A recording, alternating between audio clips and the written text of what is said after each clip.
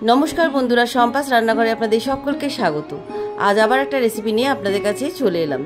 आजके आमि आपनादेर बानिये देखाच्छि धुम्रो छोलार डाल। এই ধুমরো ছোলার ডালের রেসিপিটা আমার মহাষ্টমী থালিতে দেওয়া আছে, চাইলে আপনারা সেখান থেকেও দেখতে পারেন।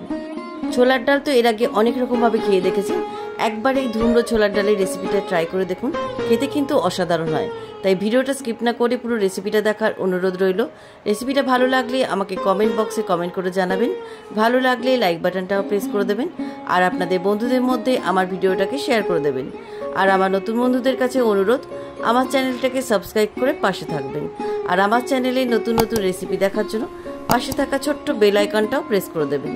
চলুন আর কথা না বাড়ি কিভাবে আজকে ধুমরো ছোলার ডাল বানাচ্ছি রেসিপিটা দেখে নেওয়া যাক। ধুমরো ছোলার ডালের রেসিপির জন্য আমি এখানে এক বাটি ছোলার ডালকে 3 ঘন্টা আগে ভিজিয়ে রেখেছিলাম। ডালটা খুব ভালোভাবে ভিজে গেছে। এবার এই ডালটাকে আমি প্রেসার কুকারে সেদ্ধ করে নেব। একটা প্রেসার কুকারের মধ্যে আমি ছোলার ডালটা ঢেলে দিলাম।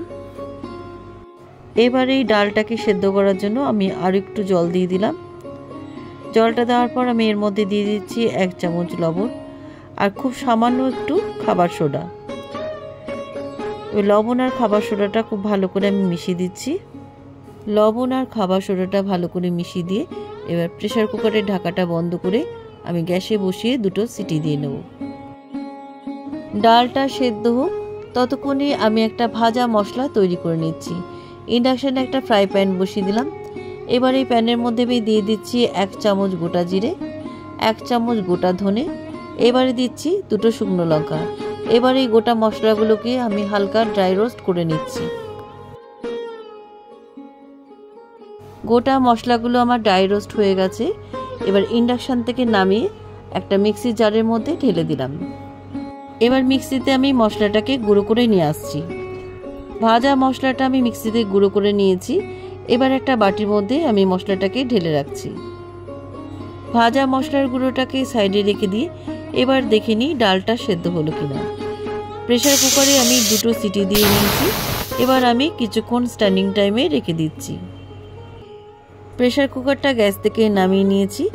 এবার আমি ঢাকনাটা খুলে দেখে নিই ডালটা সেদ্ধ হয়েছে কিনা। চামচ দিয়ে তুলে আমি দেখিয়ে দিচ্ছি, দেখুন ডালটা একদম সুসেদ্ধ হয়ে গেছে। এবারে প্রেসার কুকারটাকে সাইডে রেখে দিয়ে ইন্ডাকশানে একটা কড়াই বসিয়ে দিলাম। কড়াইটা গরম হয়ে যাওয়ার পর কড়াইয়ের মধ্যে আমি দিয়ে দিচ্ছি 1 টেবিল চামচ সরষের তেল। তেলটা ভালোভাবে গরম হয়ে যাওয়ার পর আমি এই তেলের মধ্যে অল্প একটু কাজু বাদাম আর কিশমিশ ভেজে নিচ্ছি। কাজু বাদাম আর কিশমিশগুলোকে হালকা করে ভেজে নিচ্ছি। কাজু বাদাম আর কিশমিশগুলো আমার ভাজা হয়ে গেছে। এবার একটা পাত্রের মধ্যে ভাজা কাজু কিশমিশগুলো তুলে রাখছি।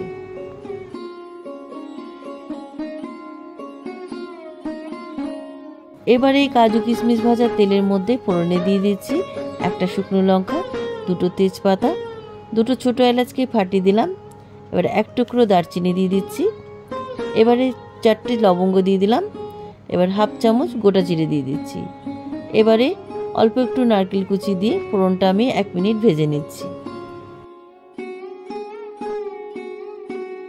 ফোড়নের মধ্যে নারকেল কুচিগুলো 1 মিনিট ভেজে নেওয়ার পর আমি এর মধ্যে দিয়ে দিচ্ছি 1 টেবিল চামচ আদা বাটা। এবারে একটা মিডিয়াম সাইজের টমেটো কুচি দিয়ে ভালো করে ভেজে নিচ্ছি। টমেটো কুচিগুলো একটু নরম হয়ে যাওয়ার পর আমি এর মধ্যে দিয়ে দিচ্ছি 1/2 চামচ হলুদ গুঁড়ো, 1 চামচ জিরে গুঁড়ো, আর রঙের জন্য দিয়ে দিচ্ছি 1/2 চামচ কাশ্মীরি লঙ্কার গুঁড়ো। ডালটাকে আমি লবণ দিয়ে সেদ্ধ করে নিয়েছিলাম, তাই আমি পরিমাণ বুঝে 1/2 চামচ লবণ দিয়ে দিলাম। আর স্বাদের ব্যালেন্সটা বজায় রাখতে আমি 1 চামচ চিনি দিয়ে এবার সমস্ত শুকনো মশলাগুলোকে ভালো করে কষিয়ে নিচ্ছি। মশলাটা আমার খুব ভালোভাবে কষানো হয়ে গেছে। এবারে মশলার মধ্যে আগে থেকে প্রেসার কুকারে সেদ্ধ করে রাখা ডালটাকে একটা পাত্রের মধ্যে ঢেলে রেখেছিলাম। ডালটাকে আমি কড়াইয়ের মধ্যে ঢেলে দিলাম। এবার ডালটাকে মশলার মধ্যে খুব ভালো করে মিশিয়ে দিচ্ছি। মশলার মধ্যে ডালটা খুব ভালোভাবে মিশে গেছে। এবার আমি এর মধ্যে সামান্য একটু জল দিয়ে দিলাম। জলের পরিমাণটা আপনারা বুঝে দেবেন। আমি এখানে ডালটা একটু ঘন রাখবো বলে জলের পরিমাণটা একটু কম দিলাম। ডালের মধ্যে জলটা ভালো করে মিশিয়ে দেওয়ার পর আমি এর মধ্যে 2টো চেরা কাঁচা লঙ্কা দিলাম। কাঁচা লঙ্কাটা খুব ভালো করে ডালের মধ্যে মিশিয়ে দিচ্ছি। এবার এই ডালের মধ্যে আগে থেকে ভেজে রাখা কাজু কিশমিশগুলো দিয়ে দিলাম। কাজু কিশমিশগুলো ভালো করে ডালের মধ্যে মিশিয়ে দিচ্ছি।